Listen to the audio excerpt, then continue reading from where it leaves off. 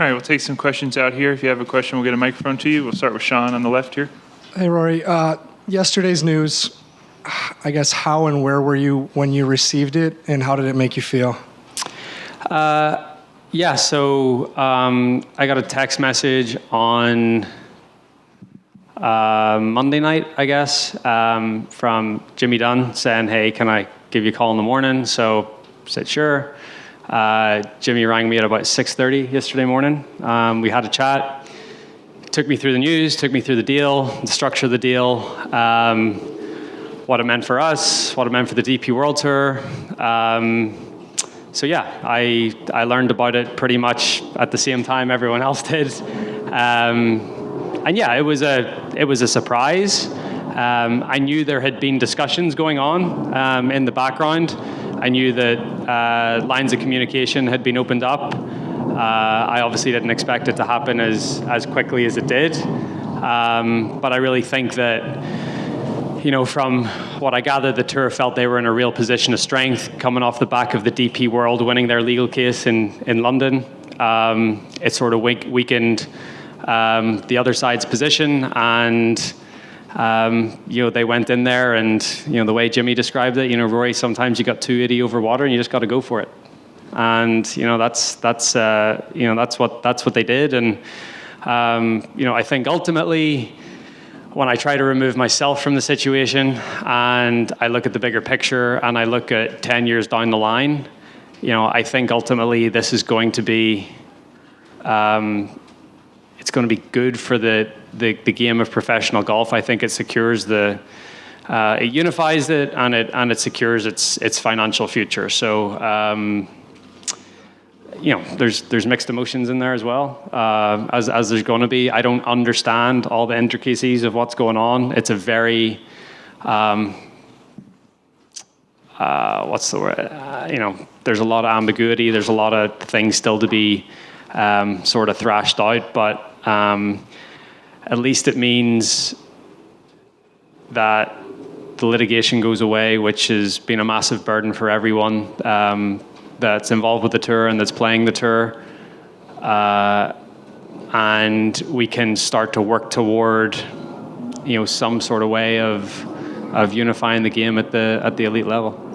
Hey, Adam on the left. Rory, has over the last day with the different meetings and the conversations you've had with players, has your opinion changed at all? Have you sort of started to see where this is all going, and are you excited about this? Are you optimistic about this? Kind of as you project it forward, what do you? Yeah, so I mean, I think the one thing that I think was really misconstrued yesterday was, you know, all the headlines were PGA Tour merges with LIV, and LIV has got nothing to do with this, right? I mean, it's the PGA Tour, DP World Tour, and the Public Investment Fund are basically partnering to create a new company. You know, this has gotten, you know, I think that's where I was a little frustrated, because all I've wanted to do and all I've wanted, you know, in the past year from basically this tournament is to protect the future of the PGA Tour and protect the aspirational nature of what the PGA Tour stands for.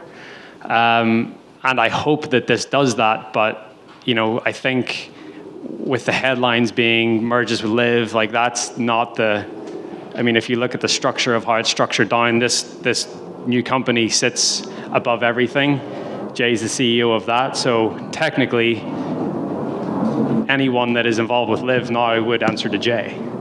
So, you know, the PGA Tour have control of everything, and the one thing as well is, you know, whether you like it or not, the PIF are going to keep spending money in golf. At least the PGA Tour now controls how that money is spent. You know, so you know, if you're thinking about you know, one of the biggest sovereign wealth funds in the world, would you rather have them as a partner or an enemy? At the end of the day, money talks, and you'd rather have them as a partner. Given that the DOJ was already looking into the PGA Tour for antitrust violations and all that, how much of an uphill battle do you think this is going to be to push this through going forward now that the two sides have kind of come together and are operating together here? That's way above my pay grade. I have no idea how the Department of Justice operates. I have not been involved in any of those discussions, and it would be very silly and naive of me to comment on that. All right, we'll go to Lucas right here on the aisle. Hi, Rory. I know it's early, but how does an announcement like this impact tournaments like the Canadian Open, for example, one of the storied events on the PGA Tour? I mean, I feel bad for RBC and the Canadian Open to think about what went on this time last year and then the bombshell that was dropped. I mean, RBC have been one of the biggest supporters of the PGA Tour over the last 10 years. They, this year they're supporting a designated event at Hilton Head. They're sponsoring their National Open. They're pouring tens of millions of dollars into the PGA Tour that the players obviously benefit from. So I feel bad because being such a great partner and having this stuff sort of dropped on you 2 years in a row is very unfair. As to what it looks like going forward, I'd like to say that things don't change. I'd like to think that the Canadian Open keeps on thriving, and just like every other event on the PGA Tour. And I think the PGA Tour are hopefully going to announce their 2024 schedule here in the next 2 or 3 weeks, and I don't think that'll. I don't expect that to change. Another one on the right here. Rory, Simon Dingley from CBC News. We heard there was a lot of anger in the clubhouse yesterday in the meeting with the commissioner. Do you still have confidence in Jay Monahan as commissioner of the PGA? Yeah, I do. And look, I've dealt with Jay a lot closer than a lot of those guys have, and from where we were a couple of weeks ago to where we are today, I think the future of the PGA Tour looks brighter as a whole, as an entity. What that looks like for individual players in terms of keeping a tour card and bringing players back into the fold, and then that sacrifices other people. That's where the anger comes from, right? And I understand that, and there still has to be consequences to actions. The people that left the PGA Tour irreparably harmed this tour, started litigation against it. We can't just welcome them back in. That's not going to happen. And I think that was the one thing that Jay was trying to get across yesterday is guys, we're not just going to bring these guys back in and pretend like nothing's happened.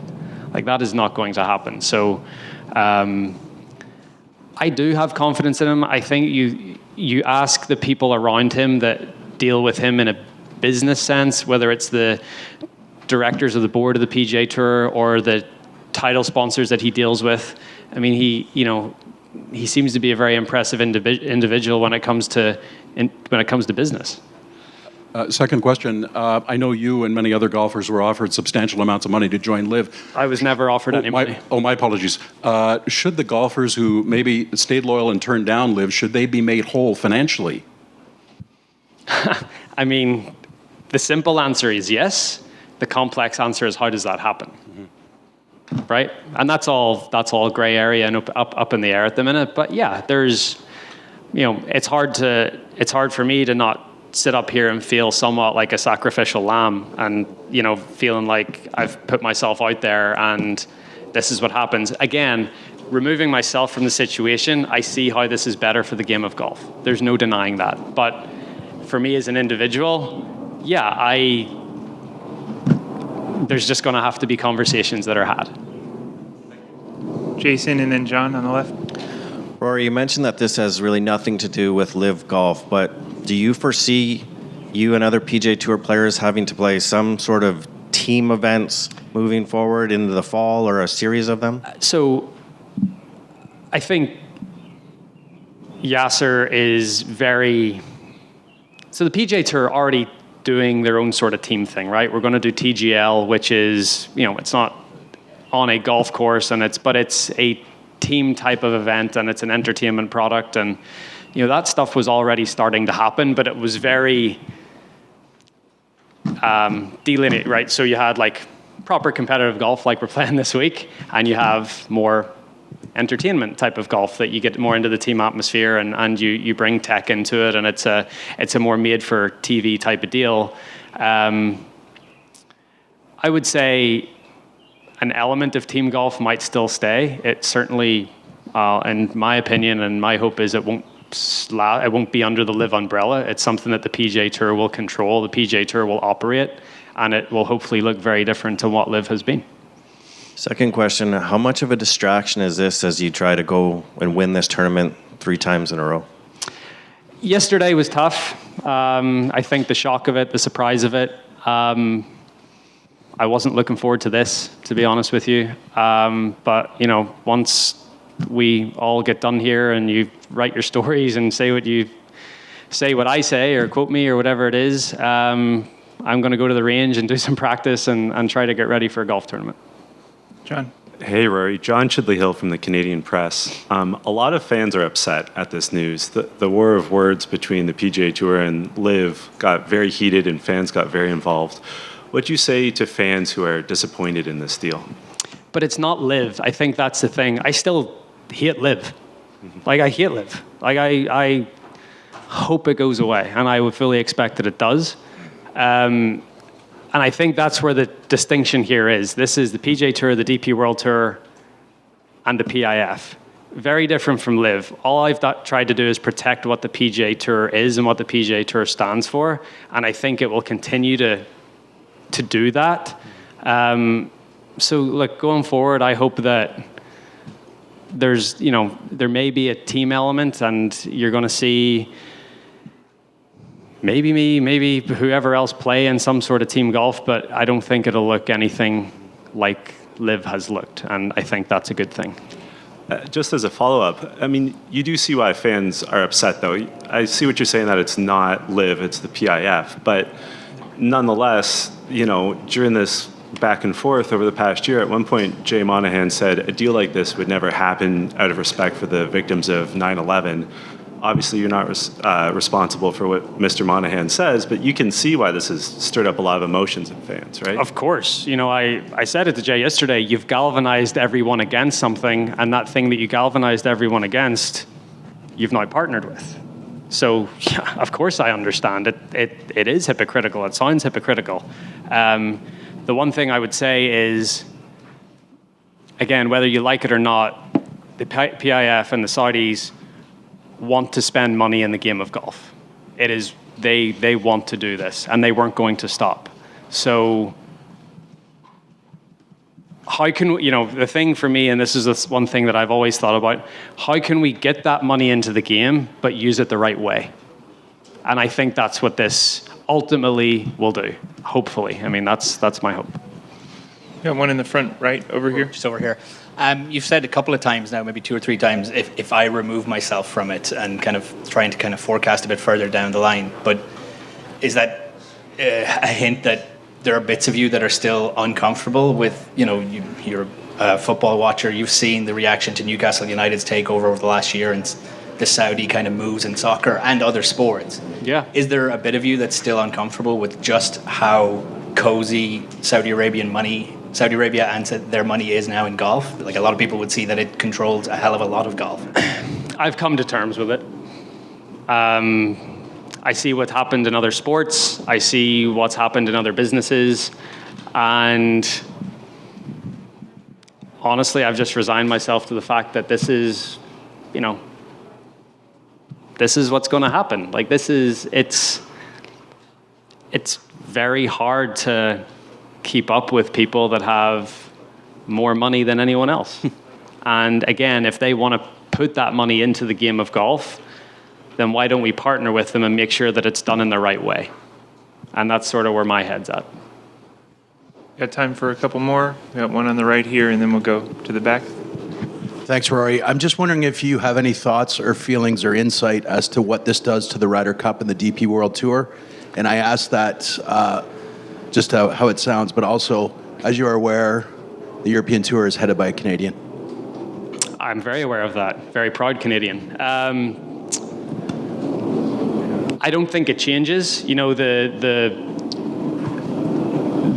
ruling in that arbitration court was upheld that the European Tour can uphold the rules and regulations and sanction people for leaving the tour, for harming the tour. And again, I think it's a moot point because all those guys have resigned their membership. if you're not a member of the European Tour, you can't play the Ryder Cup. So to me, it's a moot point. In the back. Good morning, Rory. Walter Rigabon, Zoomer Radio in Toronto. I'm going to give you a bit of a break from some of this conversation. We're at a very special place here, the Oakdale Golf and Country Club. It's special in a lot of ways. Special for me. I caddied here when I was a kid. You've now played 9 holes at Oakdale. And tell me your first impressions of the course and how you're going to play 18 differently the next time. I played it okay today. I made a birdie. I mean, the only way I'd want to play it differently is make an eagle. It's a, there was a couple of greens on that back 9 that were quite severe. So I think there's limited hole locations that you're going to be able to use on some greens. But you have to be very wary of where you put the ball on the greens. You start getting yourself above the hole on some of those greens, it's gonna become very, very tricky. I think it's a good setup. The rough is incredibly thick. It's long, very hard to control your ball out of the rough. I think there's quite a few greens where you can tuck pins away, behind bunkers and stuff. So if you need to get the ball in play and be able to put spin on your ball to get close to some of those holes. So I thought the back 9 was good. I thought it was quite scoreable. There's quite a few birdie chances out there. I've heard that the front 9's a little more difficult. There's a few very tough par 4s on that front 9. And yeah, I mean, thankfully tomorrow I'm starting on the easier 9, so hopefully get off to a good start, and then I'll be playing the front 9 blind, but hopefully Harry's walked it a couple of times and gives me the right lines. Got time for 2 more on the left right here. Rory, welcome to Canada. How are you able to sort of quail a lot of the noise that comes around you? You played great through 3 rounds at the PGA Championship, such a hard course, Memorial in a perfect spot, such a hard course, but anytime you don't win, the perception is like Rory let down, but you're tackling these really difficult layouts and you're putting yourself in a perfect spot. On that note, we have a US Open next week. How familiar on that course? And did you get a chance to talk to Jack yet? Because we picked up on the mic when you walked off 18 at Memorial. He said he wanted to sort of have a sit down. Yeah. Yeah, look, any time that I'm in contention that I don't win, there's no one more disappointed than I am, right? I want to go out there and win golf tournaments. Sunday at Memorial was really tough. It was the conditions got very, very tricky. The greens got incredibly firm. The later off in the day that you teed off, I felt the more at a disadvantage you were. I held a putt on Saturday night on the 18th green to get into the final group. If I had missed that putt, I would have been 5 grips earlier, and I feel like being 5 grips earlier actually would have been a better thing. Just sort of how firm and fast the golf course played as the day went on. So it was tough. I mean, I bogeyed the 2 par 5s on the front 9 with in really good positions. So that wasn't great. But anytime you go through something like that on a Sunday afternoon, you learn from it. And the great thing about golf, and this is hopefully going to be the great thing about golf going forward, is there's always next week. There's always next week to right the wrongs from the week before and try to, learn from those situations and do better the next time you're out there. So, look, I was disappointed that I didn't play better on Sunday, but, I've got another chance this week to get myself in contention in a golf tournament and try to win. Now, talking about LACC, I have not played there yet. I'll first, sort of lay eyes on it next Monday. When I get to LA. I've watched some videos on YouTube. I sort of know the look of the course and the topography a little bit, and sort of what to expect, but you don't get a real grasp of it until you're actually out there and your feet are on the ground. So I'm excited. I mean, I've got 4 days of competitive golf to get through here first, and trying to win my 3rd Canadian Open, and that's at the forefront of my mind. But obviously with a major next week as well, I'm looking forward to that. Got time for 1 more on the left. Just to go back to one more about yesterday, the players' meeting. I think a lot of the reports sort of described some frustrations and just your sense of what was said and sort of the mood of that meeting in any sort of way that it stood out to you. And Yeah, look, it was heated. It was people were surprised. People felt like they were in the dark about all this. Look, most of the gripes come from the guys that are, trying to hold on to their cards, and they feel like things have already been taken away from them this year with the designated events and smaller fields and no cuts and weighted FedEx Cup points for the larger events with the stronger field. So they were already feeling somewhat vulnerable, and then whenever this news is brought about, there's only gonna be one reaction to that, and I understand that. And honestly, it's hard for me to relate to those guys because I've never been in that position. I try to empathize with it, but it's hard for me to relate to them fully. But I certainly empathize with their point of view. All right, Rory, thank you very much for your time and best of luck this week. Thank you.